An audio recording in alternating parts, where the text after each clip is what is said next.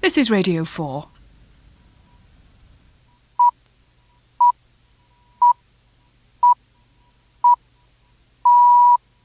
BBC News at 4 o'clock. The Prime Minister, John Major, has ended his meeting with President George Bush in the United States, with the two leaders united on their policies towards the Gulf crisis. They agreed there would be no negotiations with the Iraqi president. Mr. Major said that they were clear on the way ahead. Both of us are fully committed to the implementation of the United Nations resolutions, and both of us are entirely agreed that partial solutions simply will not do. We hope, therefore, that Saddam Hussein will withdraw from Kuwait by the 15th of January, as the United Nations Security Council resolutions have ordered.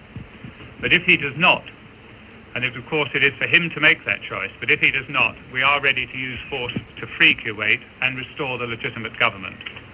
Rescuers have now recovered 20 bodies from the sea off the Israeli port of Haifa after a ferry packed with American sailors capsized and sank in rough weather. Dozens of men were rescued. Police forces in England and Wales say they've arrested more motorists this Christmas for drinking and driving compared with last year.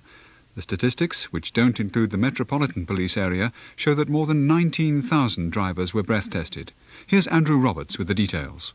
These figures cover a 3-day period up to early this morning, and during that time the police carried out more tests than last year, an increase of over 5,000.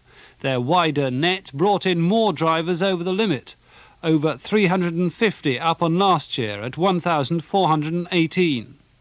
Taking into account the increase in the number of tests, the figures in fact show a small percentage drop in the number of people drinking and driving.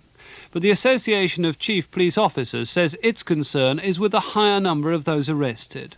A spokesman said the figures were not very good news, adding a warning to motorists: there's every chance you're going to be stopped. Further figures for drinking and driving will be released early in the new year. BBC Radio News.